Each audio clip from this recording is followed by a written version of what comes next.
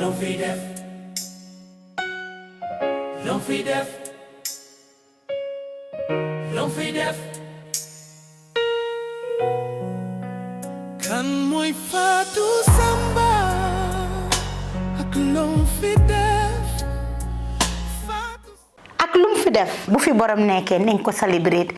On September 22nd, 1992, a bright light entered the world. Fatou Samba, a wife, a daughter, a sister, a friend, a mentor, a philanthropist, and a journalist whose life would touch countless Gambians. On May 31st, 2025, Fatou's journey came to a sudden and heartbreaking end. I have forgiven her. I have forgiven her. Man balal na ko. Amelun mabena ha.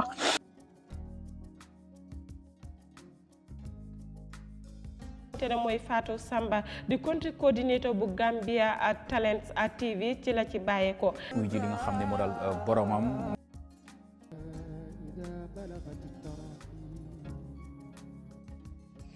Gambian media icon Fatou Samba laid to rest. In her home in Latrikuna, German, after a full day of work, she lay down in her room, 4 months pregnant, and never woke up.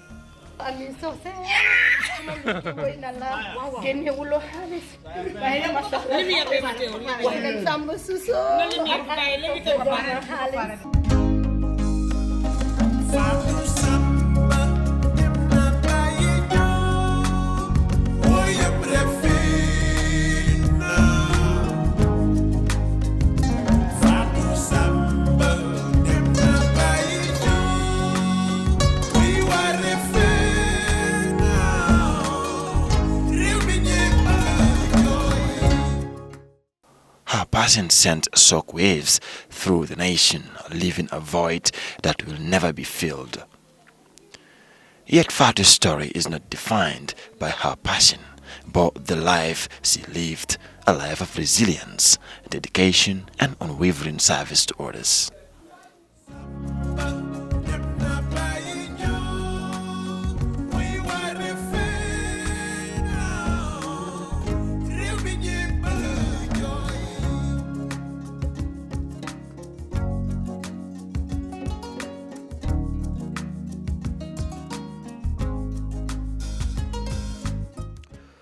Fatou Samba was born to Fatou Samba and Mainjai, affectionately called as Mai Fatou Samba.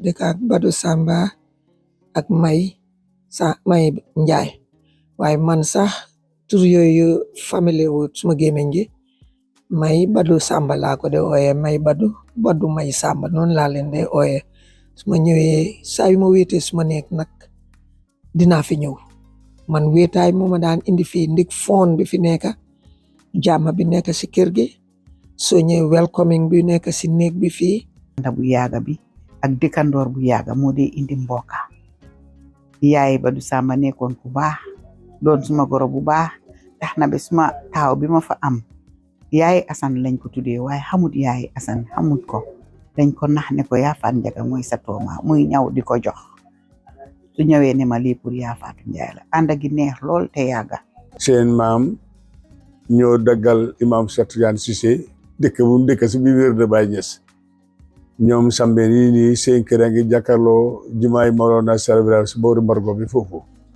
kon wax dëgg yàlla nit ku baax lañ nit ñi tegu si ko yoon lañ nit ñi borom daraja lañ bu bokk si Kilifa Samba xam nga ne Gambie yëpp xam nañ ko.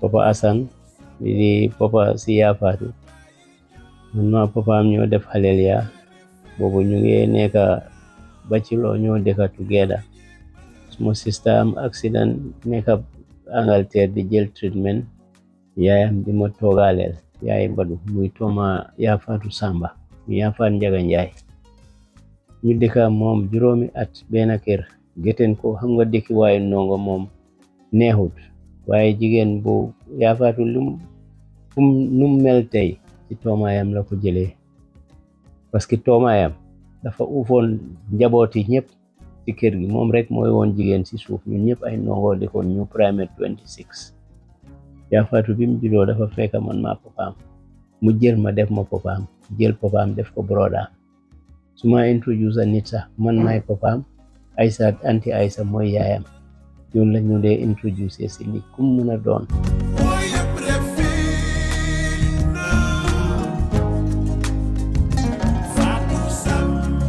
She was the granddaughter of Mr. Fatou Samba, a former mayor of Banjul and minister during the era of Sir Dawda Kairaba Jaro. Raised in Latrikunda, German, Fatou grew up in a home where family, community, integrity and service were central values. Her family nurtured her curiosity, resilience and ambition. Dafa caring because man maa yaayam daal foo moo gis ne ñu ngi óoraay balaa moo dem defi leneen. Man maay magi Sambeen tey maay magi Sambeen soo gisee man ma nekk fi ma toll fi ma nekk nii bu nga wax ak yow suma doom bu baax ku ma jegeñ ku ma bëggoon mu génn àdduna réew mi yëpp xam ko ci liggéeyam yaa Fatou du mag yaa Fatou xare bu ndaw la waaye yaa Fatou dafa jaay boppam réew mi yëpp xam ne yaa Fatou yaa Fatou liggéey at her age am nañu liggéey 90 years 70 years 80 years amuñ ko loolu dama ko dee wax fu nekk ne leen moom moo ko liggéeyal boppam. Fatou Samba doom la woon doom ju neex a jur doom ju neex a jur doom ju bugg ay kilifaam doom ju fonk ay kilifaam man si ñi gën a ndaw laa bokk waaye musut a wax suma tur suma yaayi boppa rek la maa ooyee suma yaayi boppa rek la maa ooyee cër ba ma joxoon ak fa ma tegoon yal na ko fa yàlla teg. Fatou dëkkoon nañ dëkk bu rafet yaa Fatou tegoon na ma suma place xamoon na man may kan ci moom respect la dundee man period of life am yëpp alhamdulillahi rabbil alamin cër bu ma joxoon lay regret doonoon na xale boo xam ne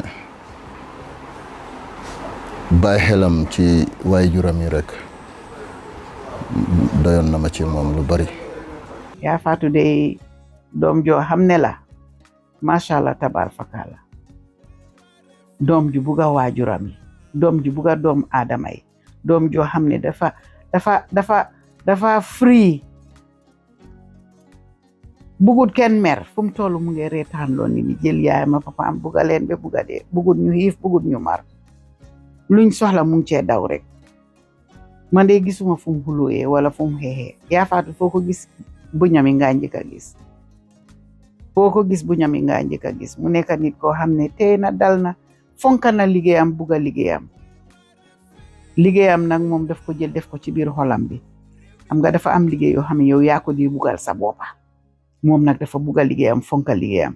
indi fii ndik foon bi fi nekk jàmm bi nekk si kër gi soo ñëwee welcoming bi nekk si néeg bi fii nga am yaa Fatou with the smiling face welcoming face every time mu ngi smile yaa Fatou soo meree sax bi seen ko foog nga giif foog nga dal the moment nga seen ko booy ñëw rek ngay mit ak moom loo jàppoon danga koo bàyyi with that smiling face bi mu am ak taaram googu ak butam yu rafet yi macha allah Samba yàlla nag moo xam lu tax mu bindee ko noonu def ko noonu with all qualities yi mu ko jox yëpp mu different ak seen waa kër lii la ci namoon moo tax mu def ko mu sotti.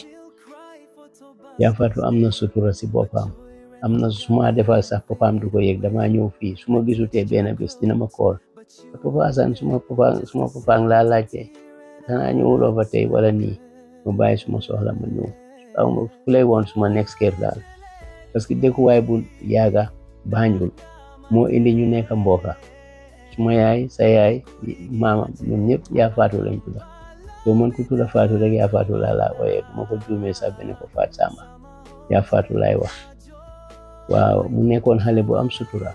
nit ku baax la nit ku tabe la nit ku ñu dimbale la.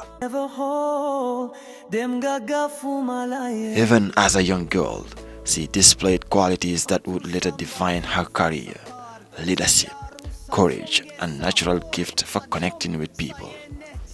Family members, friends, and neighbors remember her as generous, happy, disciplined, hardworking, bright, cheerful, and endlessly curious. Har yaa faatu ku jàng liggéeyam la ku liggéey bu baax ci réew mi la so dama leen xale yëpp nañ use yaa faatu as exemple. dafa farlu woon ci liggéey gëm li moo def respect bu xale ak ndaw mag ak ndaw yëpp la respect. A girl who could turn everyday moments into stories worth telling. And indeed, she went on to tell the stories of so many people.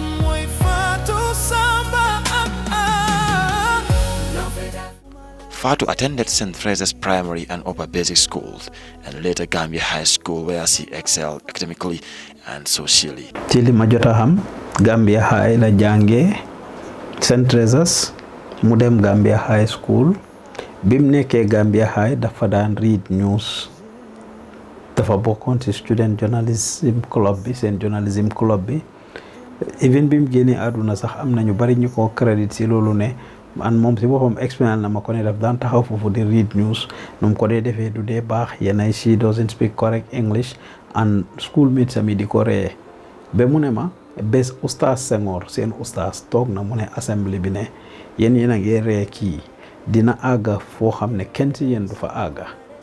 From her early years, she actively participated in school clubs, drama performances, press clubs, debates, and quiz competitions. She is very humble, very disciplined, very intelligent, and moreover, very hardworking student. And she is someone who loves interaction with different people, and she loves to inquire and know a lot, especially in the area of peer health, which I was the coordinator at the time. She became a family face on Gambia National Television's children's broadcasts during International Children's Day of Broadcasting, showcasing her talent for performance and storytelling. Her dedication to continuous learning led her to an intensive journalism training program in China in 2018. This experience enhanced her journalistic skills and gave her invaluable international exposure. You cannot do it if you're not ready to do it. Another genre in my life. Look at me right there in the studio. Yeah. Even me at the time, when I see her on TV and other programs, I feel, very much elevated because she's one of the people that make me proud as a teacher. dafa jël exercise bu am full ko naan la waxal di la interview wantu ak yëpp like on na ko torop. That was her passion. Fatou nekkutoon koo xam ne comme ragal naa wane lu mu bugga si life am te nit ku nite la woon. I can also remember junior school days. dañ daan mën a ànd dem school sometimes léegi-léeg suñu wàccee ñu ànd ñibbi waale ak because ñoo nekkoon the same coin basically. She's like a sister to me. Even as a young student, Fatou's vision was clear. She wanted to tell stories, connect people, and empower youth through media, and she just did that.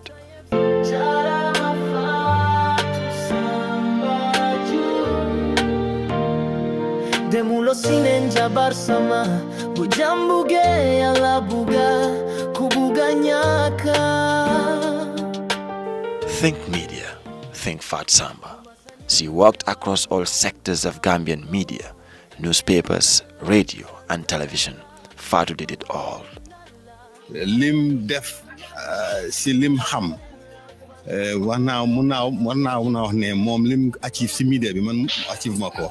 Comme lu xale yi di wax rek ñaata xale la jàngal kon li ñoo wax Gambien si rek dañoo wax ne ñun suñ media fraternity am nañu wàññi bu rëy. Reference to the students because Fatou Samba, when she joined Inside in 2015 as a student studying journalism,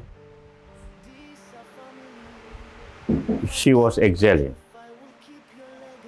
And because of her commitment and punctuality, and the attitude she was having and the respect she has towards authority, at the end of her graduation, we decided to employ her to run our radio talk show on the inside our board at Star FM and Taranga FM. She has been doing that for over 2 years, even though it was very tedious because it mostly is on Saturdays. She will have the inside hour at Star FM, 11 to 12, and she will rush from Churchillstown also to catch up with her next program that is with Taranga FM from 1 to 2. Fatou Samba dañu boole moo nekkoon liggéey. By then, maa ngi doon liggéey with the Accountant General at the Directorate of National Treasury in Banjul, posted at the Ministry of Information and Infrastructure. Fatou Samba mu ngi doon liggéey with the Department Service. Daanaka ministry bi ak department bi, we are working hand in hand. Foofu la suma xamante ak Fatou Samba commencé. And loolu at yu yàgga la woon. Waaw, foofu lañ xamante. Buñ xamante nag Fatou Samba nekkoon ku baax, nekkoon ku yaru, nekkoon ku bëgg nit, te nekkoon ku bëgg liggéeyam, fonkal liggéeyam. The first person to give Fatou Samba a microphone was her auntie, Ami Cherry, who was presenting a program, Yor Yor, on City Limits Radio. maa ne ko léegi li nga def mooy dama la invite ci rajo bi nga ñëw ma interview la ñu waxtaan mu ne ma man yumpaay dina kontaan ci loolu. Ndeysaan maay di first person ko jox mic, which was ci City Limits Radio. Ngay fàttaliku su ñëwaan ndeysaan boobu maa ngi liggéey ci rajo bi su ñëwee mu ne ma yumpaañ man daal yow danga ma inspire comme ñi nga nekkee ci media bi ñu ngi dee jëflante nit ñi xam nga man daal bàjjen man suma fànn bu ma bugg a liggéey daal comme li bu mel ni ci li nga yóotu parce que man dama bugg a suma askan. Fatou quickly developed a reputation for clarity, fairness, and courage. Soon after, she hosted her own radio show, Beyond the Line, on Unique FM. The program became a vibrant platform for Gambian youth to share their struggles, dreams, and aspirations, creating a captivating space full of energy and hope. This show quickly gained popularity, cementing her status as a youth voice and influencer.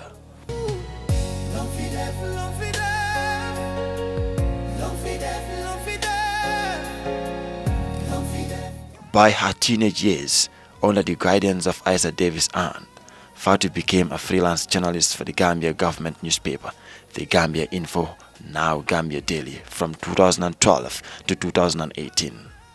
Isa Davis-Ann is widely credited by Fatou Samba for paving her way in print media.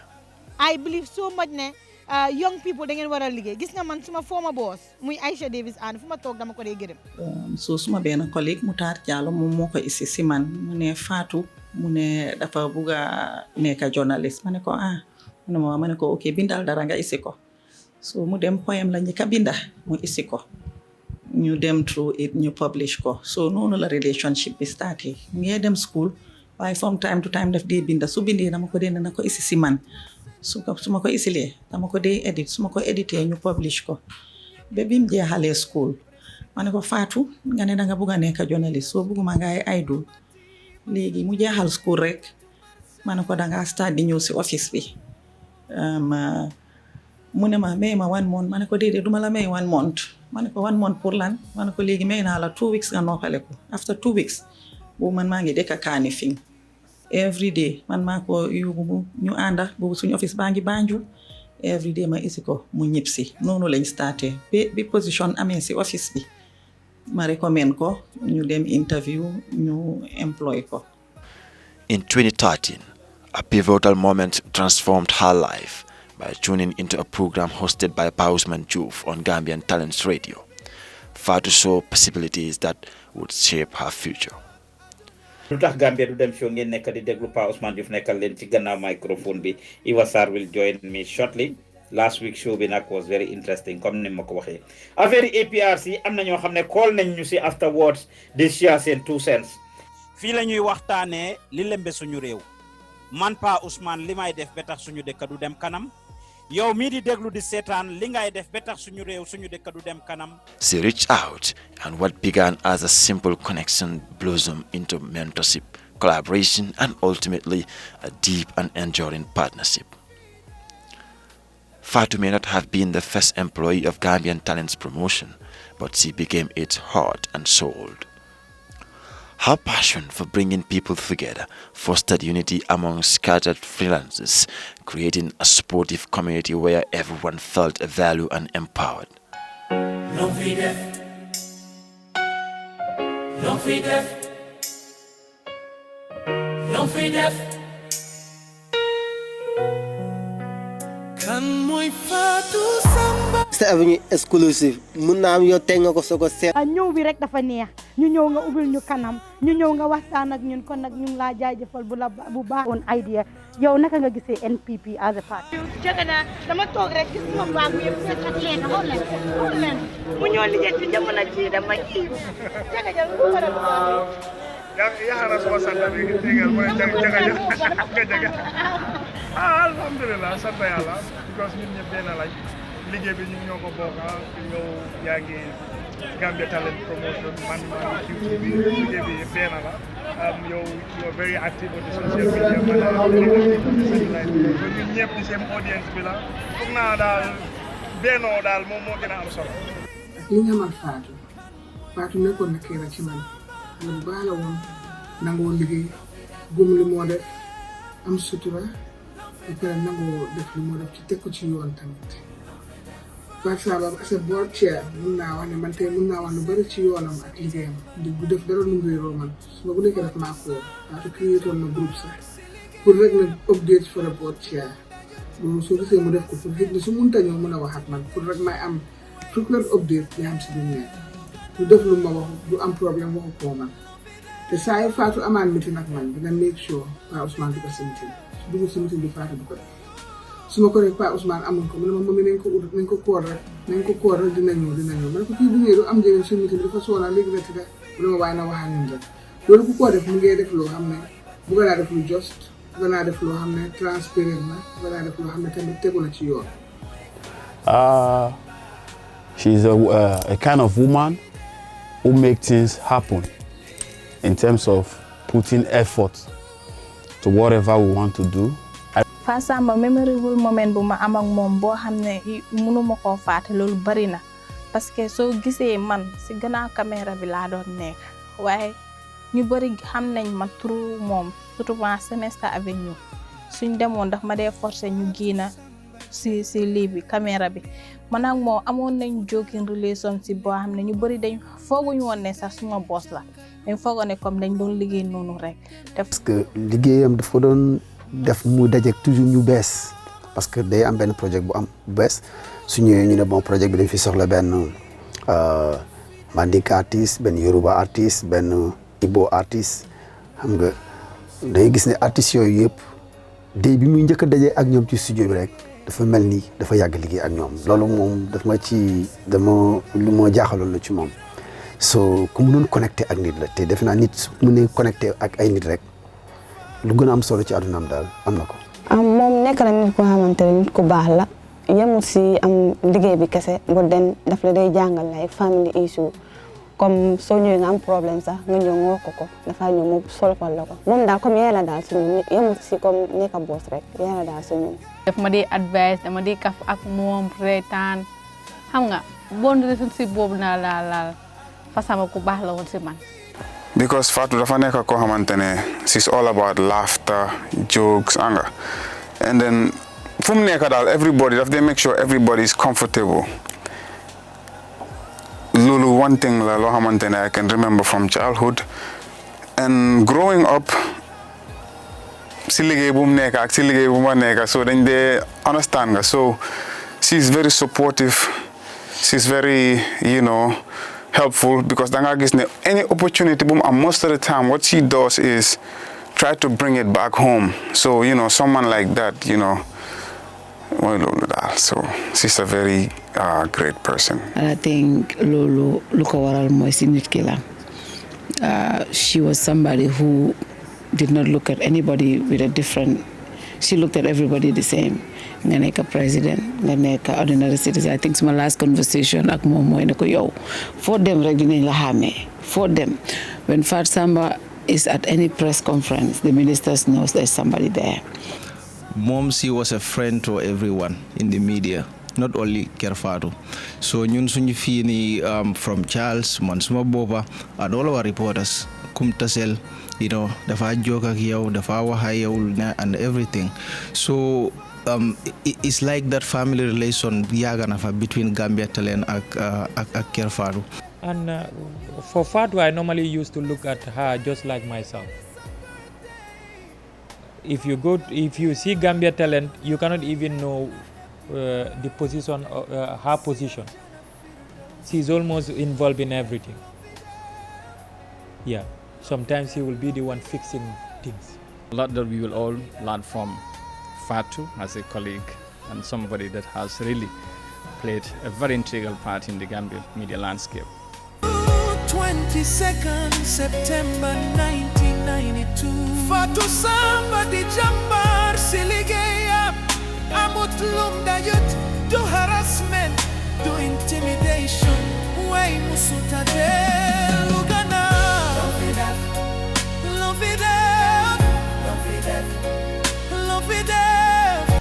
In 2017, when Fatou Samba Joof and Ibn Jai decided to open an office in the Gambia, Fatou took the initiative to find the location, furnish it, and establish the groundwork for Gambian talents promotion behind the IEC building along Kairaba Avenue. With just a phone and a tripod, she successfully launched GTTV, facing challenges such as mockery, harassment, and even arrest. Yet her commitment never wavered. Fatou is not around, it's Salimatu. They just asked Fatou to step out right now. So they asked her not to leave the station. She's sitting outside the room there. They say they want to discuss within themselves. daw baa ngi bari fii nag si marché bi PIU officer si den egsi kon nag yéen a ngi gis Gambia nu ma leen ko waxee rek. Fatou traveled tirelessly across the Gambia and Senegal, climbing trees, crawling in mud, or standing in the rain to deliver news and stories that mattered. Her dedication to excellence and mentorship transformed the landscape of Gambian youth media. She interviewed everyone from ordinary citizens to political leaders and diplomats, earning accolades for fairness, impartiality, and her role as a true representative of all Gambians, recognition that became evident at her funeral. am replacement Fatou moom nit mënu koo wuutu parce que xol bi mu amoon la Fatou xol bi mu amoon moo jafeñ pour nga gis nit ko am façon nga xol boobu Fatou ree rek Fatou du mer man xam naa an façon nit ku dëggul nit ku am xol bu set nit ku mat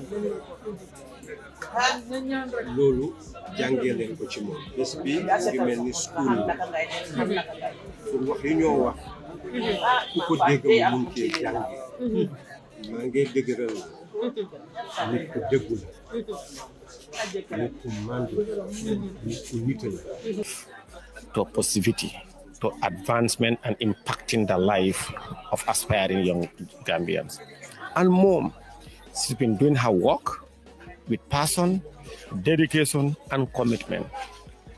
Do gis ben naka sudut nono si liggéeyam. Mo be la no. Amanke nyancho don bari artist wol be alota mo be le amam motuje. Ko modu na banta man sula fe na sulata minna wolon ko duwa doron. Quartier ni si Gambia fi suñ demande am xew wala ñu am li nga xamne moy fête Fatou Samba dina jóg dem si jàngu yu bëri.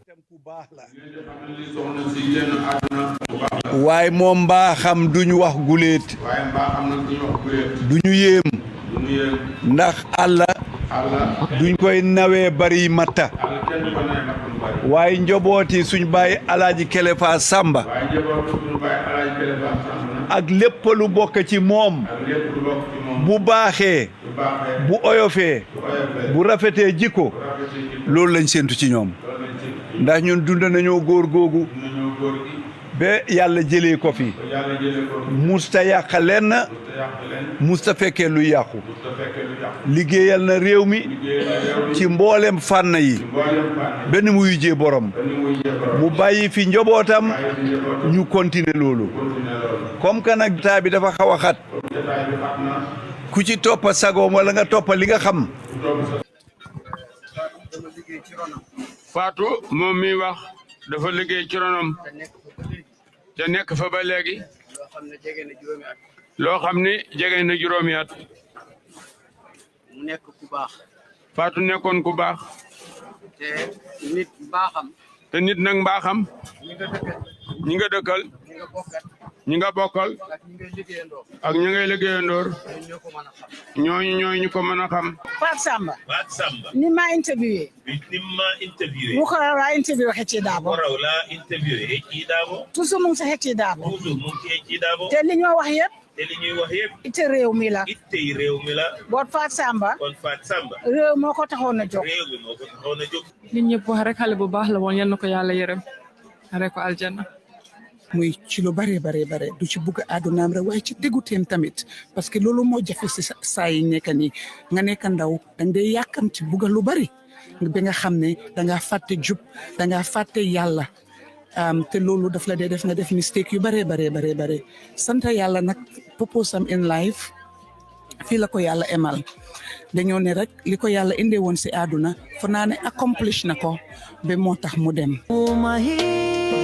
Fatou Samba Joof loma masa jodo inama mangi jegalu si chono aken budis bimalayenon luem ni tele texalo tex school salo di jangal ndawi. Fatou Samba worked tirelessly to ensure Gambian talent's growth, covering events from riots and demonstrations to graduations, festivals, award ceremonies, and religious events. She interviewed artists, politicians, religious leaders. Isaiah ñuy wax ci ñëwum Yesu Christa ba Yesu Christa ñëw ci àdduna nim ñëwee ñun ñoom xam nañ ko Yesu Christa ñëw na ci àdduna te góor amut waxtu ak jigéen. And everyday citizens. Programs like Lumfi Deff honored both living and departed Gambian icons, featuring Alhaji Fatou Samba, Musukeba Dramé. Musukeba moom dégg naa dafa demoon Jamaica jàngali ay nit ndax loolu lu am la. Ata Jamaica le mun ya tata America fana. Tata America fana to. Imam Abdullah Job, Alhaji Modou Njai alias Biribiri, and Musa Afia Ngom. Gestu laajte naa nit yu bare kan mooy Musa Afia wax neen ma lu bare si yow waaye tamit dégg noon ne time boo bëggoon a def musique sa famille nanguwuñ toon loolu lu am la ndax lu amut. waaw sumay famille nanguwuñ moon ma def musique ñoom bëgguñ ko woon meen dégg naa sax am naa maam bu daan xalam xaw ma ko nag moo ko dégg because time ma ko waree laaj sumay parents fekk na ñu laaxu ñu gaañu.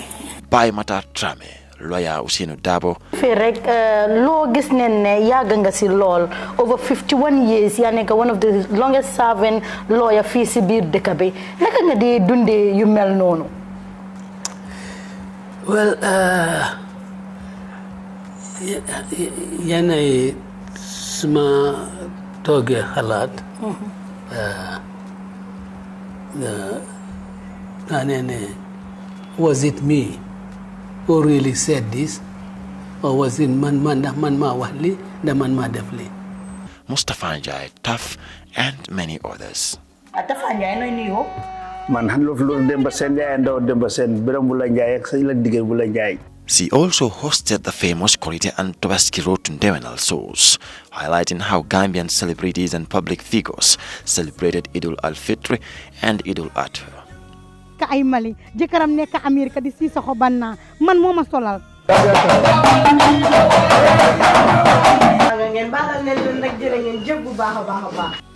Semester Avenue gave Gambians from the diaspora a platform to share their experiences at the airport and in their homes. Go. Ana wa chick. I know you. Thank you. Always. Yeah, that's my why. Yeah. And do they wahale bi dafa gaat? No, du ma musuma wax lolu. Suma la gisee dama kontaan. Yeah. Yeah, na kon na bisikite yes ma xarit. Bana. Gisa de wa Chicago rek latte len Silla. So Gambia kan nga gëna nam? Gambia. Because suma jabar mu nga America, so suma yaay. Waaw. Oh, yaay bi mu. Waaw, yaay bi mu. Waaw, nañ ko dégg. You have freedom of sitting outside, sitting in the garden, you know, compared to where I came from, where you have to do everything inside the house. So, thank you very much for having me. Simone. I'm up and down, going and coming. These shows became widely followed at home and abroad, fueled by Fatou's energy, charisma, and empathy, which made every program engaging and impactful. Tech school salo di jungle da wireo mi ni jogi si bakwe bi ni jogi si Quranic school yi ni do non school dropouts balu upa jurombe ni temerinda jange si yaw sa school ba saham hamsa man say tesi domi adama buga salige aklije mereo mi kanam Tele bodem te si Gambia I'm not kujange si school bi basa office of the president Ligenga ba wacha lisa gudi achuma Doe fa yala sun borom def ligen Suma fatele ko ba maitani tour pour school bi Why si Sambax Exa gore ngane maturo ko suma bopa Why Fatou Samba Joof Doma jena gore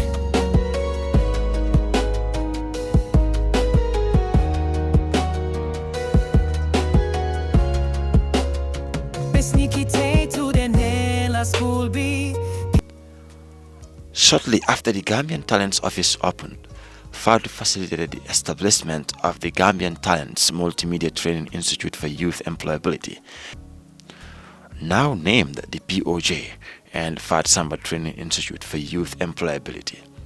This initiative addressed youth unemployment, limited access to quality training, outdated facilities, and weak industry linkages. This center provides a safe, empowering environment where young Gambians can gain skills in technology and media, keeping them away from psychiatric centers and out of the criminal justice system. mbégte ak kontaan opportunity bi nga xam ne pour ñu gën a mun a prove suñu bopp si institution was starting. It was like JJC, Johnny Just Come. Things were very hard with me. I can't even speak or stand in front of people to talk. To showcase my talent was very hard for me. Rome was not built a day. This is absolutely an important gesture. I cannot compromise with it because I have been at home going to school, going and coming. Work so hard to make this institution the best institution, not only in the Gambia, in the world at large. Na góorgóorlu bu baax ba lépp luñ expect si ma def ko na work hard pour jëmale institution bi inshallah. Fatou registered the schools, ensured accreditation, recruited staff and students, and built infrastructure. Under her leadership, over 600 Gambian youth were trained in journalism, filming and photography, video editing, graphic design, public speaking, marketing, entrepreneurship, and more. Her trainees now work across government, private media, and even at the office of the president, a testament to her vision and impact. liggéey bi gën a am solo si ñun liggéey bi ñuy def mooy ndaw yi nga xam ne ñu ngi leen a jàngal métier for free of charge 2017 nag tey lu mu juróom benn téeméeri ndaw 600 young people of this country jànqa bi ma doon interview QTV Adam fala Gambian Talents la balee télé boo xelaat ci dëkk bi fi mu nekk nii Aïssatou Touré mu nga GRTS Adam moo ma doon interview léegi with waa QTV February bu passé ànd naak Fatou Samba si national dialogue bi at the Kairaba Center Sadawda Kairaba Jawara Center kenn si xale yi ñëw shake suma loxo nuyu ma office of the president laa liggéeyee mayetani tour pour school bi waaye si sambax ak sa hore nga ne ma tudde ko suma bopp waaye Fatou Samba Joof dooma jena gore bes niki tey tudde nella school bi POJ and Fatou Samba Joof Training Institute for Employability ma wala seri sama le palo dondo di kombut yalla ngi sotil yeb leji di ubi bunta yeb si sabarke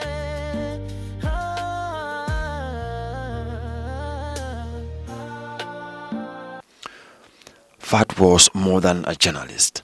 She was a wife, a daughter, a sister, a neighbor, mentor, and friend. She balanced professional dedication with passionate warmth, creating meaningful relationships where she went.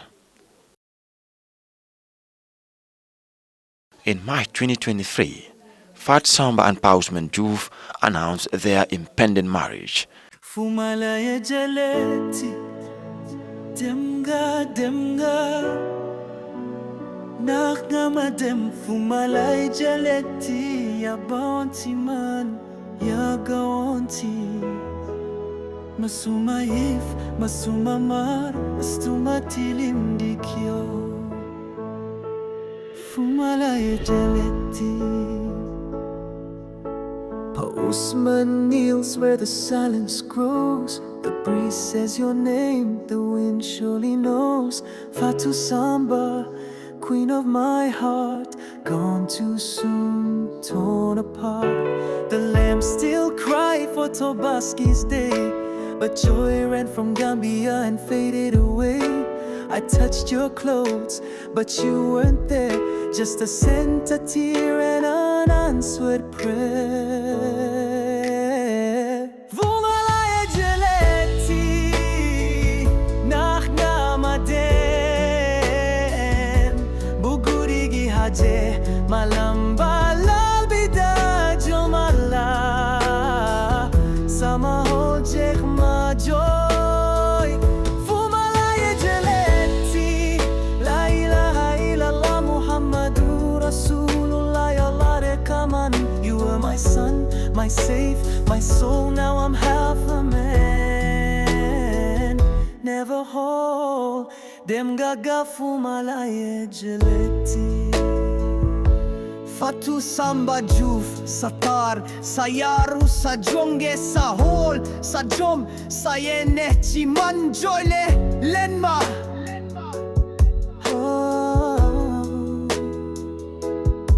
Banyere yendi harya, maneh bismillah, Allahu Akbar. Magestu gusumala samaganaw, mahamne demga. I held your scarf, I kissed your clothes, but nothing brought you there. Fumalaya jaleti, demga, masuma mar, astuma tilim yaulaya woyal. La ilaha illallah ya Rahman ya Rahim. You were my shelter, my Eid, my dawn. Now the stars cry because you're gone. Fumalaya jaleti, demga. Forever my Fatou, never alone. Fatou Samba Joof, manu malafaye. Jeff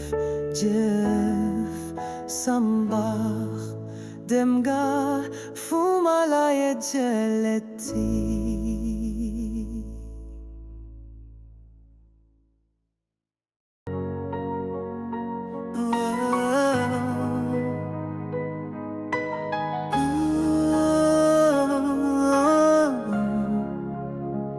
Mama de Lumfi Dali sama kolare siyaw Jabar sama Dila baluahan Loma masa de fal Yal na lako yal fay Lepa lumala masa def Silula na hari mangi jegaludu Majoksi dila joy Fatou Samba Joof Seyal nga ma, fonka nga ma Tegal nga ma, tebuga nga ma Fatou Samba Joof Au masa faye Leka tuma Nana tumandig yaw Sabe na danki malo surnama At wayete yele kambada teru mahif Fatou Samba Joof Loma masa jodo inama Mangi je kalusi chono akembu dispi malayeno Luemni tele take salo Take school salo Di jungle da wiremi Ni jogi si bakwe bi ni jogi si kuranik school yi Ni do non school dropouts Balu upa jurombe ni temerindau Jange si yaw sa school ba Saham ham sa man say tesi domi adama Buga salige klije mereu mi kanam Telebodem te si Gambia Amna kujange si school bi basa office of the president Ligenga ba wacha lisa gude ajuma Doe fa yala sun borom def ligen Suma fatele ko ba maitani tour pour school bi Why si sambax Exa gore ngane maturo ko suma bopa Why Fatou Samba Joof Doma jena gore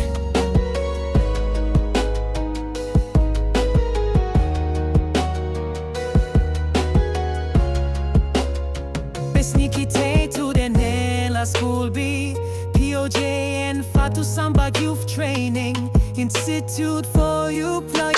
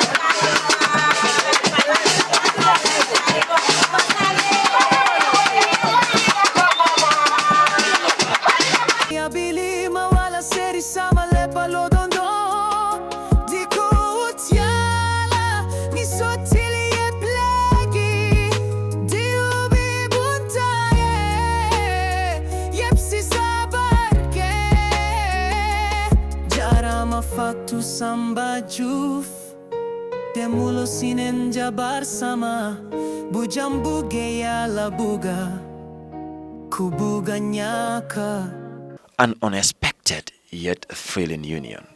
Their partnership deepened their shared vision of empowering Gambian youth through media and education, training them free of charge and creating an enduring legacy. Beyond her work in journalism and education, Fatou was deeply committed to philanthropy. Amongst her family, friends and neighbors, she was widely praised for her humility, smiles, generosity and helping needy people in total confidentiality. Ku xam Fatou nga interact moom di nga xam ne dafa ñëw on a mission te léegi-léegi fi yàlla fosé duñ dee yàgga dañ dee ñëw rek touch lives dañ ñu dem ni ku am sutura ni ku am yërmande ni ku am taranga Fatou Samba soo ko defalee lu baax sax su la koolee foog mu jox la yaayam o papaam gaay ñaanal la I will always remember her for that. dafa am énergie maanaam fépp fu mu nekk environnement bu neex moo fay nekk heure bu toogaan ak yow rek dana bëgg nga wax ko loo xam ne lu koy jëriñ la surtout ci wàllu sëyam.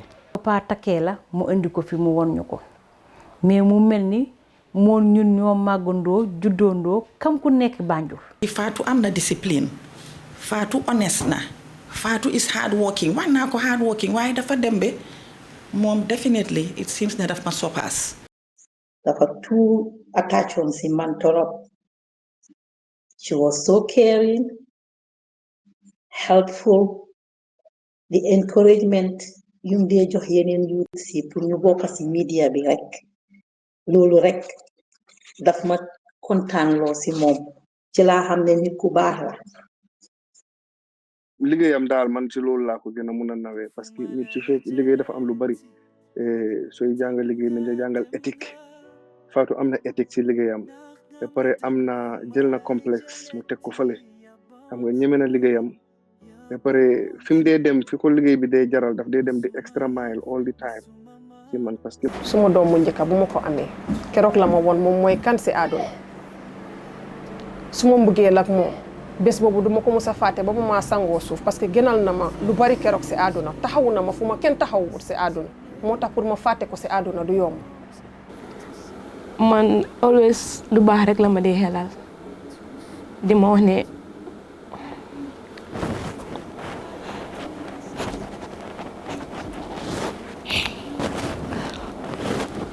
suma mag bu baax la always lu ma dee xelal lu baax rek tey mu ma nekk xale yëpp mu ma daan jënd bu julli ba ma mag nii julli bu paase noonu rek bii tabaski bi mu ma jëndal teel bu ma war a def si suma julli ma ñëw xamal ma ne koy Fatou jërëjëf ku baax la si man daal lu ma bëgg a suba ba ngoon su ma ko yee Fatou lii laa bëgg a li def ko koo defal ku baax la. 2017 laa fi door a ñëw ibbi office bi lu ma fi lijjanti yëpp ci loxo Fatou la nekk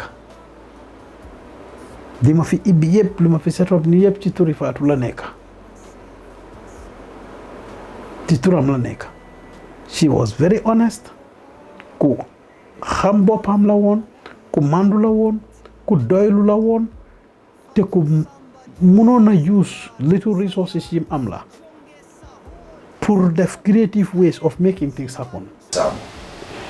man ma tudda Anna Camara Fatou Samba suma cousin la suma raka bu baax suma raka bu ma buga raka bo nga xamante ne su ma ñëwee Gambie dafa bàyyi soxlaam bi yëpp ñëw seet si ma suma raka bu baax la daal. Oya Fatou millionaire. She treats everybody with dignity, with respect. xam naa ne Fatou bëgg na nit Fatou fonk na liggéeyam Fatou jàmbaar la Fatou fonk na doomi aadama. wax dëgg yàlla nit ku baax la nit ku sell la nit ku amoon yëg ci doomu aadama la. sama sweetheart la moo ma ko tuddee sax duma wax sax duma wax daba duma wax anti duma wax tata daba sweetheart la may wooye wala mu ne ma anti daba tout le temps dama koy wax ne ko yow man ak sa jëkkër ñoo bokk ndey kon man sa mag laa sa jëkkër laa waaye daf ma jox cër ba duma wax sax sama tur du ko jaar anti la may wax wala mu ne ma sweetheart wala mu ne ma my darling. ala doko ayanin tilingole samba anin kendeya woto ndenga mi ko altol be ntol be nyanta yakala telela ngawo kawando tako dunia bantale foka pare ibe bi kono sama memina imalon far samba bele tanya mem mobe yalon woto bi nite platform soto bi yanin kendeya samba wolon kuti me yalon ko ay nafa soto e mbe duwala ay almane manin kafar kelay bi la shak bara même fana nyinin ka moy be doko la ila doko ke anyanda ka ke nyame Fatou Samba mam politicien long Fatou Samba mam musicien long Fatou Samba mam foire long Fatou Samba mam momo Fatou Samba e Gambia la jeta so right now our hearts are really heavy. Ta Fatou idem ta Fatou tamit nit ku baax la nit ku am yërmande parce que say su ñëwee fii nii man daf ma jaaxal nit say su ñëwee day ñëw faju ji sax parce que day ñëw faju ji fii nii nampe da lay indil muy daal yére lekk da ngay bëgg ne mama dama mu toog sama yaay de ma ne ko ma lii laa bëgg jënd lii ak lii mu ne ma am naa ko sama saak ma ne ko déedéet mu ne ma baby xam baby la ma woowee baby lii nag may lan j'appelle bañ ma rus ko daal ta Fatou daal alal boolelew ko kenn. Fatou Samba yàqalul ma suma dara doro bii suma ko ibbee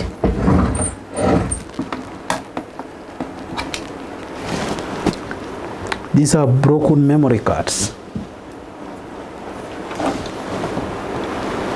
Charger yaa ngi nii bagages yi all kinds of stuff fii laa jël bàyyi leen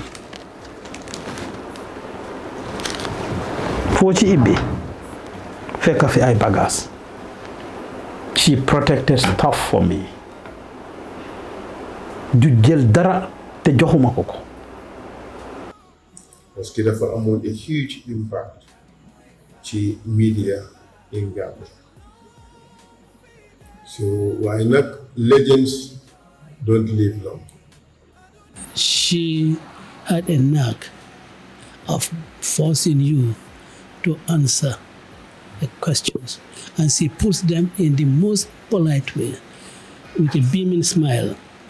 You know, uncle, and the questions come. I would say she's a one in a million type of person in the media because of the interest that she has to make sure that, because we tend to say media is to educate, entertain and inform, and she want to do that on I would say by every minute.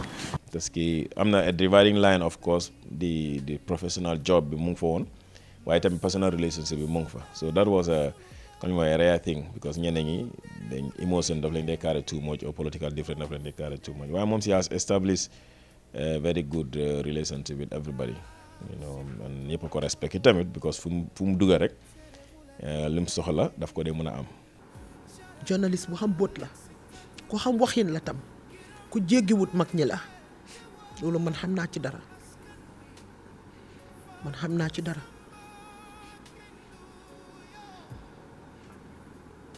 Fatou Samba nit ku daw axa diggante moo doomi aadama la woon. Fatou Samba respect na doomi aadama bu mu gis xale la oote ndaw la ñëpp ku nekk jox na la sa value comme ne téye na la comme doomi aadama xeebut kenn. She was somebody who did not look at anybody with a different. She looked at everybody the same. bu mu xamee ne may mun a laa tudda ba tey mu ne man yaayam laa moom duma ooyee suma tur so moo tax mu ma dee wax anti kenn so mu jël sama mu yóbbu ma foofu noonu ma dem ma seeti gaay loolu rëy la si man so is mean ne yàlla rek moo ko mun a fay parce que xam nga amoon na suma time ba pare teg na ma fu ma war a teg respect nañu xale bu baax la. Fatou Samba nekkoon ku baax nekkoon ku yaru nekkoon ku bëgg nit te nekkoon ku bëgg liggéeyam fonkal liggéeyam te it fonkoon doomi aadama. She is jovial and she is ready to learn and she has a lot of potential and she is also likable. She has a character that really people admire. xam nañ ay nit am nañ ay goro am nañ ay jabar du benn du ñaar du rek waaye moom elle avait une place particulière boo xam ne moom moo ko liggéeyal boppam ci ñun. Gambian Talents Promotion serve as the implementing partner for the Washington West African Center based in Washington State in the US. Through this partnership, Fatou crisscrossed the country, delivering essential items to families and individuals in need. She visited several schools, providing backpacks, school supplies, and other educational materials. She donated sporting goods to sports associations and gave basic necessities such as food and household appliances to ordinary people, even in the most remote villages in the Gambia and Senegal. Her efforts were widely appreciated by the recipients of these donations, and she will be remembered for her generosity, working alongside her husband, Fatou Samba Joof, to make these acts of kindness possible. Fatou Samba Joof, hibar yu war te war, si wàllu ne si réew mi, te ko si yar tegin. Professionalism, take you all and can we Fatou Samba. We love Pa Usman. We love Pa Usman. We love Pa Ousmane.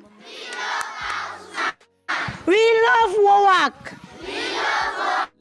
We love Wowak. We love Gambian talent. We love you too. TV dañ dee ñëw di def fii documentaries di def li nga xam ne mooy videos di leen ñëw di leen wane ñuy dégg seen problème di dégg li ngeen a go through and everything so ñi nga xam ne nag ñooy suñ collègue di Washington West African Center ñoom nag ñu dégg seen wax Pa Ousmane Joof mi ne ñëw leen si dëkk bi ngeen jàppale ñi nga xam ne ñoom ñoo fi nekk. joma poobar foofu.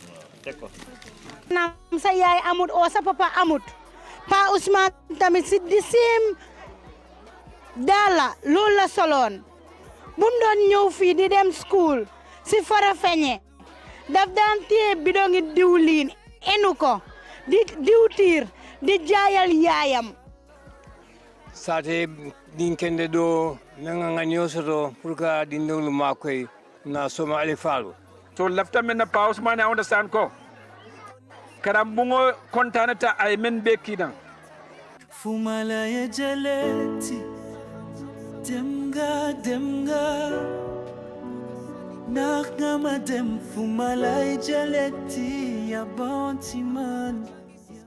On May 31st, 2025, the Gambia grieved the loss of one of its most vibrant daughters. Mala burial service also nyente melalo albola je kante du ma wayit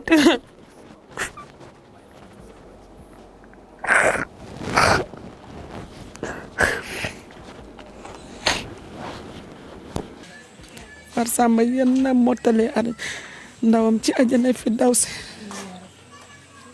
jërë ngeen jëf àdduna ñu jooy dañ waaye àdduna ñëpp a ñu jooy de àdduna ñëpp a ñu jooy de àdduna ñëpp a ñu jooy waaye alhamdulilah rabbil alamin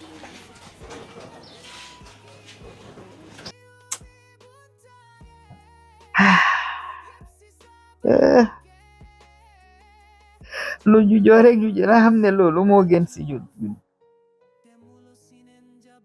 ala li gën si jaamam rek la dee def waaye jot na fi de bu noon na fee nekka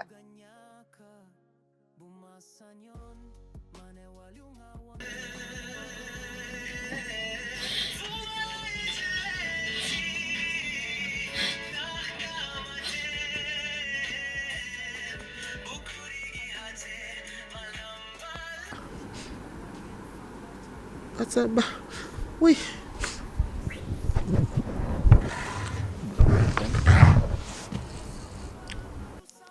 Fatou Samba passed away peacefully in her sleep at her home in Latrikunda, German, after a long day of work. ana sama gaay yi mbaa coppa ngeen ko Fatou ngeen nii de gis ngeen ko wax naa leen ko tey nag dama stress xam ngeen yéen dama rafet xam ngeen black beauty waaye laay léeg-léeg laaw tey ñaari jeeg laa àndal ñaar ndoo laa àndal gaay rusloo ma xoolal gaay ñu def seen kanam xoolal lii ah fooya dem di leen yàq ba xale yi yàqu na jeegi lay wax balla yow jeeg ngeen na xale ma timpal naa la gaay timpal maa ngi nii timpal léegi yow jeeg ngeen na xale ah Fatou Samba waxtaanal jeeg xale jeeg xale ñaari yëpp kay Fatou Samba be yàlla ne ko naabe dawda bike ñingo taw be betul na mbege la njëkke yaaji aka fonte na njëkke na nga amé soose ñoo yaaji ngan na do ko ki fum pareta man ene sign je ko akurantale wala fenne ketala wala ko nga do ko ala do ko fana yaka nyama everything went well nte be na bun kono don ami soose ente kol akoñ bu de nga yaangi dal kay ko lo xew akoñ ko he sambu akoñ ndax yaangi dal kay ko wa mangi tok kay mangi tok kay ko wax ma am soose ko ñe ko faso sorry yàlla ak ma boss ma mun a xool dimbale ma mun a boss suma xol yaayam moo ma ko wax okay Fatou na do ko kala ten ko sama la bana jimalum na do ko kala fo around 9 then no kasi sunde waro sira because tumo banna salo kana ngamela 10 days or so wo benni banna salo tema so wolon tebe sunde ndebo sunne keka after sunde waro nyimbiro sira don adal dala do moro nati nante ade nati akabalon nenye bungo ngago hani batu ngado moro ka banda jako hani jako yangata bungo ako jako ya fa tifana nati ngako no tibula jendera kai tida ko mon jawya wala bake I insist fana atala tifana nati na tanya so coming moja ma ya fanya ala saya kita ndolbe sunolati anu fana em terande katung comme nga fanya men na do ko fo around 9 ndolbe janjanta me moto men kono wala ma be moto men kono wala en defan sama fu baka wa en jinde je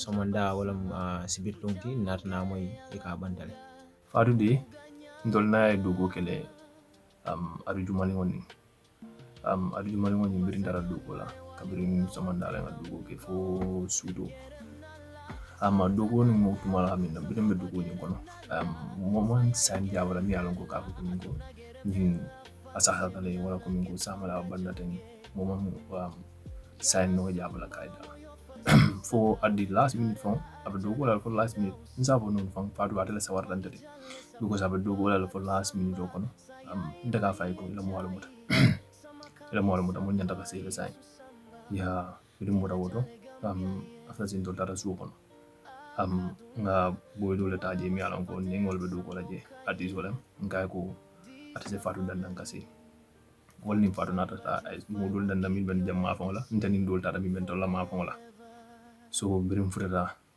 so ko ndangal la ntimo na wuli fo around 1 kilibulo nada na mo walo je miskolol be siarinje bi nga mo walo je miskolol be siarinje ngam miskol fo lo min je ngawla ko ina da fo nyako Fatou bandal I was shocked. I was not able to believe it. Nata na mudo dan tata je ila suokono. Birum fata je still now. I don't mira ko coming go aso totale because comme cool mialon ko cool ketara tereng wala ko so malon ko komi malla ko min ko aso totale fo lumu min na ngala bodi fo je lu wala la da ko mi abandal Friday, being more about a shooting la. There was this, music video, me and Kafako was an advocacy song as to avoid folks how they can actually prevent themselves from having type 2 diabetes. We have about 5 artists on the song, Sambu Suso, Swiss, Jam, Genio, Bobo Dimo, and the list goes on, So, what I will do, but somebody drove us up to the office here. I drop, after then, I can't know about the Mikang, and then that's when Swiss drive as and Swiss drove him to her house, brief around 10. I wrote my script already, because usually in any events, if I can script was available publish on Wawak and Gambian Talents TV. My script was available message of Fatou Samba to send me the pictures because the picture in Takan, but then among reply for around 10, I think 8 after 10 sudo. I am called before that. I'm calling Nyenta because I was busy. Usually after events, so like I'm call to check on you. Uncle Modna kamba kerba lekang and all that. So that normal thing. Then I'm the same floor long. So me focusing me do call. Then after na message you me tap na message Nyento. Nga open up on ko Uncle Mod, please call me. I'm sick and I'm going to the hospital Nisa. So nga call upon ko. Yamere do muro because ngolo muro saneno ala ni muro no yamere do muro nyanta muro nyi kono kai I did Swiss do na fanan do mota len kai hay no akonyo ko Swiss la number dina nga call because Swiss la min drop so usually ngalam basically na to Swiss le call ka tanki na ko champ na number dia la Swiss la number dia then akonyo ka tala lo plano le kai okay speed report dia ni so mbi for samanda around 11 dara banka kudo bondi that's when Pa Usman called me to say come on my Mamadou Namuso Bantala. I was like damn, it's impossible man. And all that. Little do we know life can be just cruel, death can be just cruel sometimes. You fake a mum send messages you you nema wachana pare nañ joge nañ suma kër ñu dem suma kër sister after 6 be 9 o'clock 9 something mu génn suma kër sister text ma ne génn nañ kër Maguette ñu ngee ñibbi bim ex ñu dem ba si yoon bi trafic bi jàppaleen mu text ma ne ma Swiss Moma Drive there is high traffic bim egsee kër ba sangu wax ma ne sangu na tëdda man it fekk maa ngi liggéey bi ma wàccee man tamit ma seen ko suma nataali suma dee bi ak lan laa def ci bés bi yépp ba pare seen ko ne ko am sorry ci métit bi nga wax ne yaa ngi koo am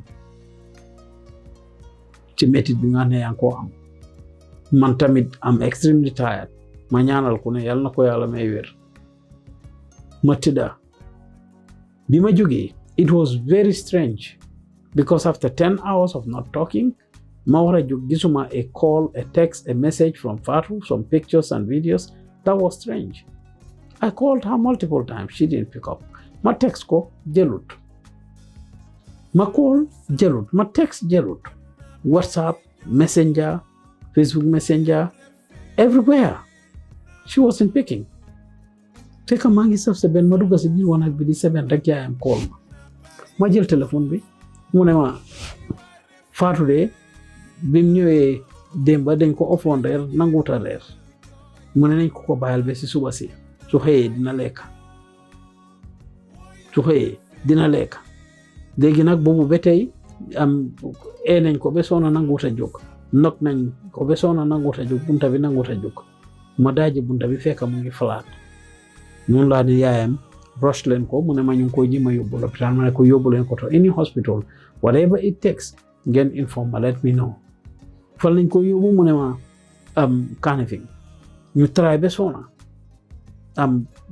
ne Kanifing lañ ko yóbbu gaa yi yóbbu ko Kanifing ma kan moo ko yóbbu mu ne ma papaam ma call papaam ndeke papaam a ngi bàyyi téléphone bi si kër gi ma try ba soona oncle bi jëlut direct line oncle bi jëlut then finally la called yaayam wax ko mu ne ma waaw moom ak uncle Njie ànd that's how I started calling Njie so it was her mom that told me but moom daf ma ne dañ ko fekk mu ngi falaat dañ ibbi bunta bi fekk mu ngi falaat anto mii dafa falaatoo papaam ak mooma mujjee jox news bi because bi ma callee fu ni uncle Njie jël téléphone bi ma ne ko I started asking question he wouldn't answer my questions benn ñaar ñetti question mu redirect ma sa papaam xaaral ma jox la papaam lu ma ko laaj rek no xaaral ma jox la papaam si laa xam ne kër jagut and papaam told me ne first doctor bi ñëw na confirm ko dañu now xaar confirmation from 1 or 2 people I'm like no this cannot be this is a joke keroog ba ma Ousmane ne dee na ñaata sul naa suma juróomi doom waaye ni ma jooyee Fatou jooyee ma ko Fatou kenn ci àddina suma yaay sul naa ko ni Fatou def la def feebaru deful dara Ousmane mi xam na ci dara waaye ni ma jooy Fatou suma àddina dafa sori woon ci man Fatou dafa sori si suma xol. mënuñ ko woon a gëm parce que une semaine avant Fatou maa ngi moom ñoo nekk. keroog wax dëgg fa yàlla am naa lu ma métti torop dee bu ma defee nii sama papa dee na sax defuma ko suma yaay ci saasi bi ñu waxee dee na defuma ko mais Fatou bi ñu ma waxee ne dafa dee suma tànk yi dafa bañ. sa doom bi moo réer ma ne ko suma doom ban ko suma sister doomam mi ngi Europe ak man ñu ma nekkal fii may dégguma ma ne waaw fan ci suma doom ci la ma wax Fatou Samba Ibrahima dat tey lu génn si man munuma jooy munuma feel suma boppa dafa noom may duur suma boppa munuma understand munuma suma boppa bi munuta dem munuta click luñ ma wax ma ne non wax naa kii ma ne suma sister ma ne ko gis nga social media man moo tax bokkuma si. Basically, it was not something easy to process because I can fully remember kuma call on wax ma news bi luma ko wax mo neka nah that can't be.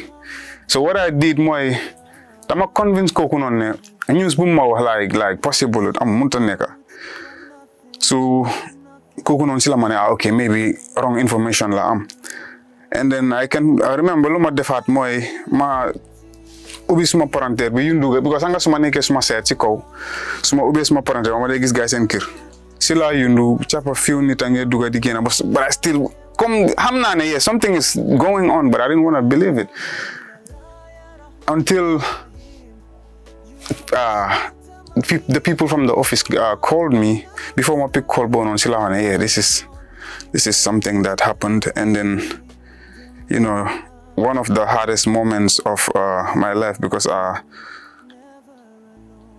she was so young, you know, going out so soon like that. Tanga, it was not an easy moment for me, though.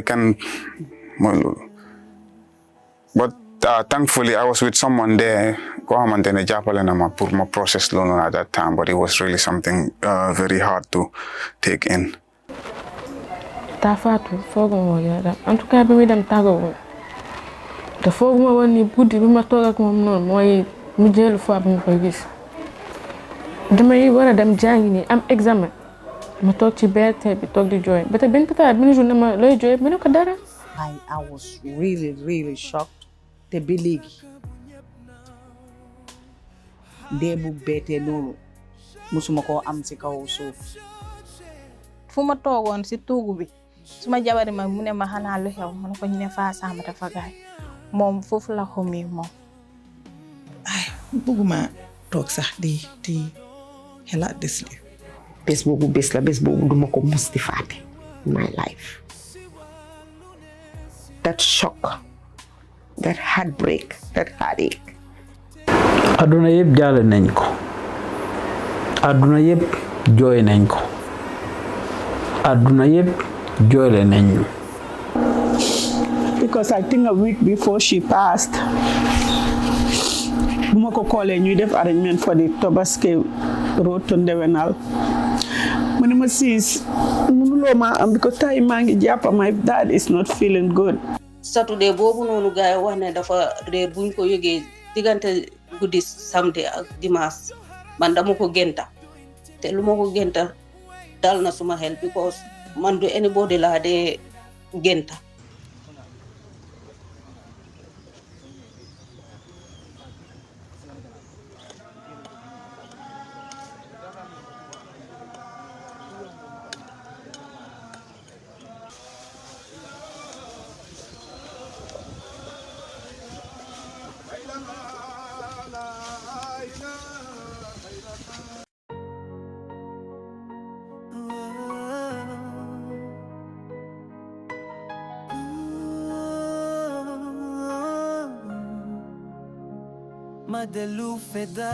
On June 2nd, 2025, Fatou Samba was laid to rest at Latrikunda German Cemetery, where thousands gathered to honor her memory. At just 32 years old and 4 months pregnant, her unexpected departure left a profound void. The nation mourned a life defined by service, courage, and impact. Her life stands as a testament to resilience, service, and the power of one woman's voice.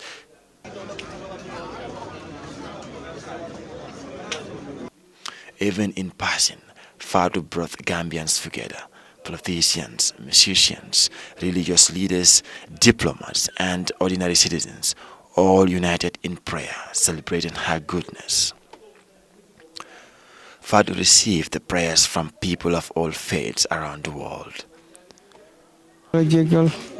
Yal na ko yàlla xarul àjjana. Yal na dee di noflaay yoon. Yërëm ko te jégal ko. Mu nekk ku baax koo xam ne ñu ngi seede ne jullit ak kan la woon. ñu ngi ko ñaanal fam jëm yal na ko gënal fi mu jógee. jana ji na ko yal na ci bosam bi bokk.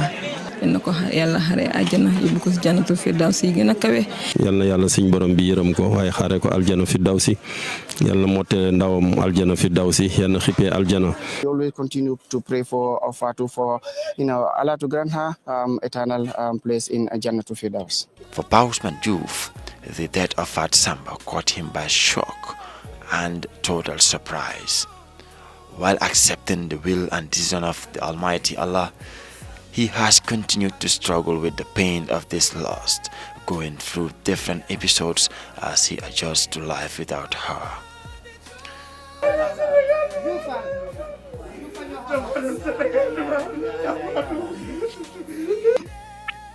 I try to be strong as much as I can. And you all see me. Sometimes I try to create jokes, but it's not easy. What makes it even more difficult for him is that this was not just one loss. Pa Usman lost a wife, a confidant, and a partner who stood by him for over 13 years, both personally and professionally. Delloo door maag moom jërëjëf si everything Samba Jallow ñu jël si it ni ma ko daan defee wecciwu ma si.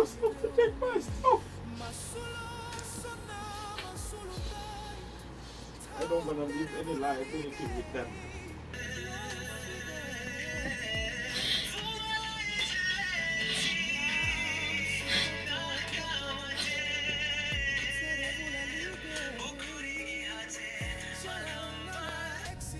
It's very difficult.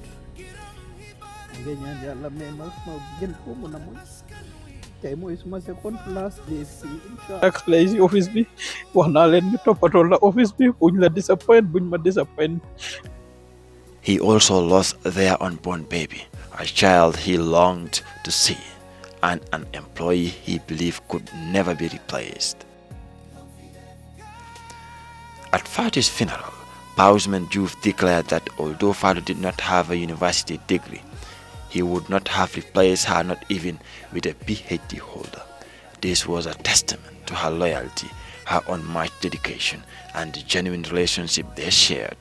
Kon su doon ci liggéey la maa ngi seedeel mbooloo mi ne she was a perfect employee and duma ko doon trade with anybody amul benn degree waaye duma ko weccee kenn.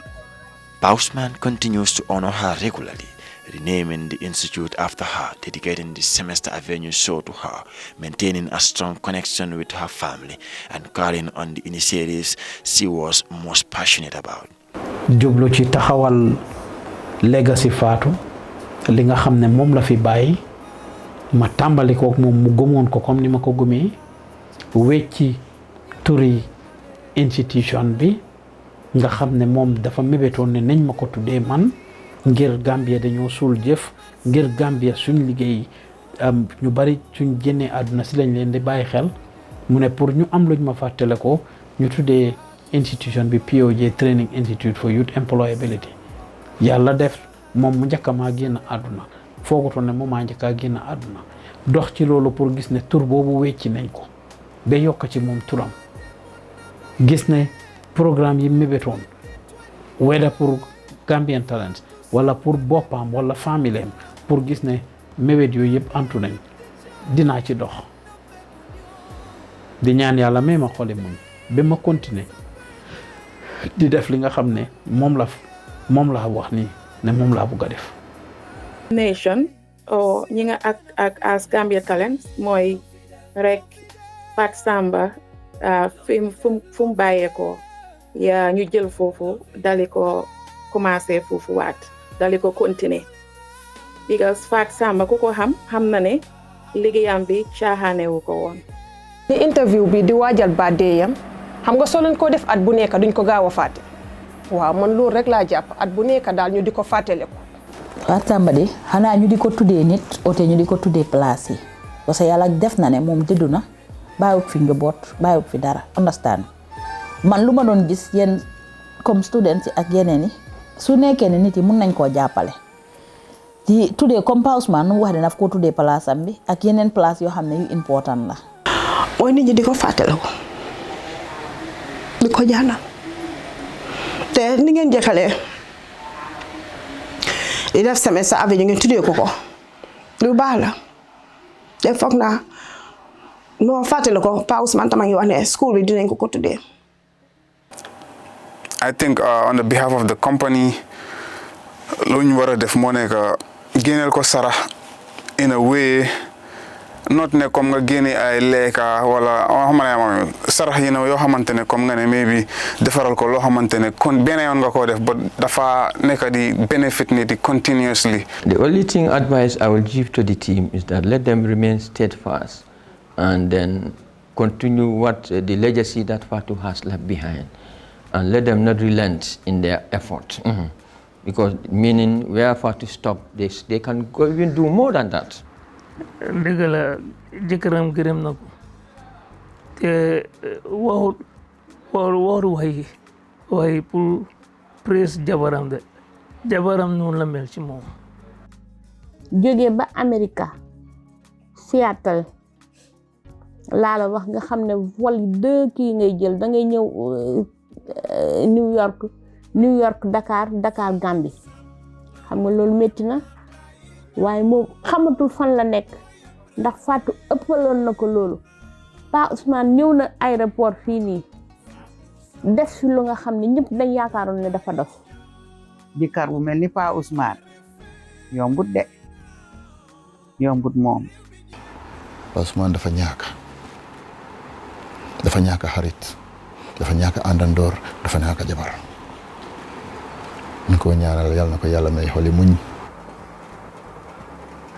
Wanting to incorporate her name defoon naa loolu tam Pa Ousmane wax na ko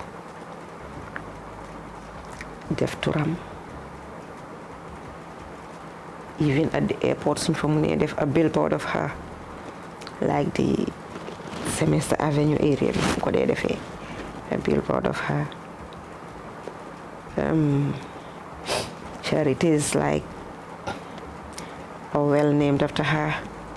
Fatou waroon nañ ko gën a fonk te man foog naa ne jaadu woon na njiitu réew mi gannaaw defu ko woon ba mu génn àdduna mu décoré ko li ñuy wax décoré xam nu ngeen koy waxee nag sargal ko waaw sargal ko bu ko mënut mu yebal sant ko benn ministre am mu sargal ko ndax kuy liggéey lu baax ci sa réew yow ngay borom réew mi wax dëgg yàlla mu ngi lay liggéeyal su ko defee kon jaadu na mu sargal ko. The institute was renamed in her honor, POJ and Fatou Samba Training Institute for Youth Employability. More importantly, the people she trained stepped forward to carry on her vision. Her dreams continue to nurture the next generations of journalists, creators, and leaders, proving extraordinary impact one person can have. Her former deputy Musa Jata became the interim country coordinator. All my team for me, I am personally ready to continue where Fatou stops. Yeah, thank you so much. Ramatullah Gay took over the Semester Avenue show. Hey boy, nah. And marketing department. Aissatou Jallow and Fatoumata Damfa assumed leadership of the Training Institute, etc. Fatou Samba moma pousse be yobuma si fili communication and journalism. Madam be after ma build passion be into a profession. Right now suma salary ak tuma lepp journalism be moma ko jox du banking buma japp. The role of one person, Fatou Samba, was now distributed between 10 people. 2 months after her passing, the institute achieved permanent accreditation from NACA, received land from the Ministry of Local Government and Lands, and witnessed the lifting of the moratorium on radio licenses by the government of the Gambia. All initiatives Fatou Samba had pursued. Fatou Samba was a trailblazer, a mentor, a voice for the voiceless, and a bridge builder. Though her life ended too soon, her story and her light will live forever. May her soul rest in eternal peace. Fumala ya jaleti, demga, nakama dem fumala ya jaleti, ya bounty man, ya gaunty. Masuma if, masuma mar, stuma tilim dikyo. Fumala ya jaleti. Pa Ousmane kneels where the silence grows. The breeze says your name, the wind surely knows. Fatou Samba, queen of my heart, gone too soon, torn apart. The lambs still cry for Tobaski's day, but joy ran from Gambia and faded away. I touched your clothes, but you weren't there. Just a scent, a tear, and an unanswered prayer.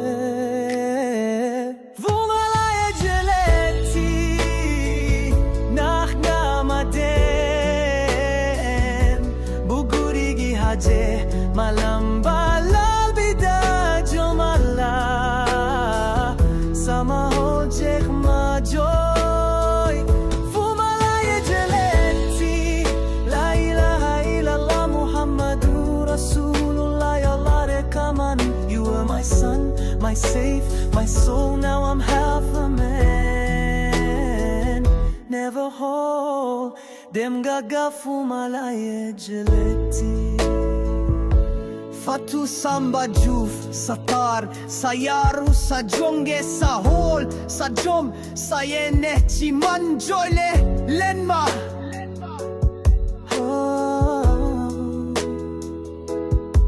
Banyere yendi harya, maneh bismillah, Allahu Akbar. Magestu gusumala sama ganaw, mahamne demga. I held your scarf, I kissed your clothes, but nothing brought you there. Fumalaya jeleti, demga,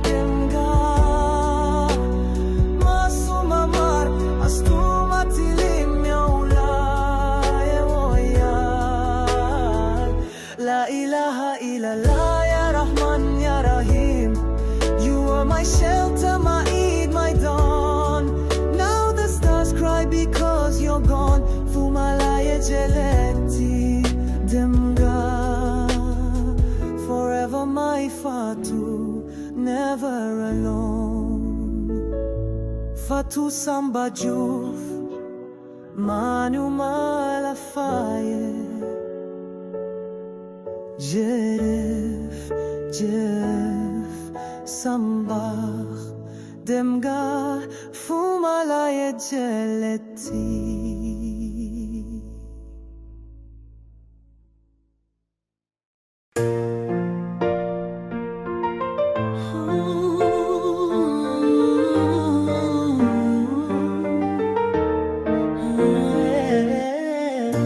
Madelu fedeli sama kolaresia. Jabar sama di la balua. Loma masa def aliana lako yala fai. Le paluma la masa def. Silula na hari mangi jegalu. Duma joksi di la joy Fatou Samba Joof. Seyal ngama, fonka ngama, degal ngama. Tebuga ngama Fatou Samba Joof. Au masafaye. Lekatumana na tumandiao sabena danki malosunama wayetele kambada teruma hii Fatou Samba Joof loma masajodo inama mangije galusi chono aken budis bimalayenon luem ni tele texalo tex school salo ijangal Gacy back way B Nijo Gacy Quranic schoolie Nido non-school dropouts Balu upa jurombeni temerin daw Jan Gacy yaw sa school ba Sa ham sa man sa itesi domi adama Buga sa ligeya aku jemereu mi kanam Telebodem Tacy Gambian Naku Jan Gacy school bi basa office of the president Lige nga ba wacha lige sa gude juma Do efa yalla sun borom def ligen Suma fatele ko bama yetani tour pour school. Why si some bucks aksa horengane matude ko suma bob. Why Fatou Samba Joof do majena gore.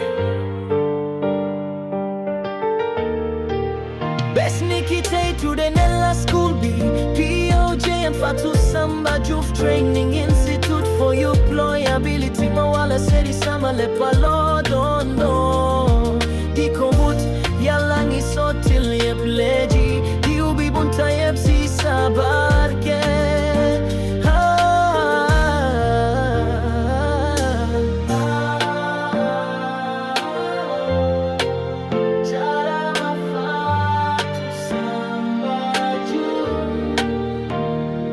Demulo sinen jabar sama Bujambuge ala buga Kubuga nyaka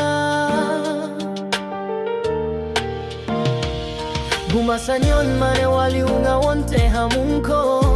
Gerem nalla, santa nalla, sa papa gerem nalla, saya ye gerem nalla, aduna gerem nella, fanga jemial nagin fanga joge. Yala sumboro moyo falsuf sakao, te harela arjana firdausi. Mangi jalle sa papa badu samba, saya mai enjai, sama kami samba, yusu samba. Dila jale Gambia ye Akaduna Dumala masafate aksamboka ye Disa family Fatou Samba Joof, I will keep your legacy forever.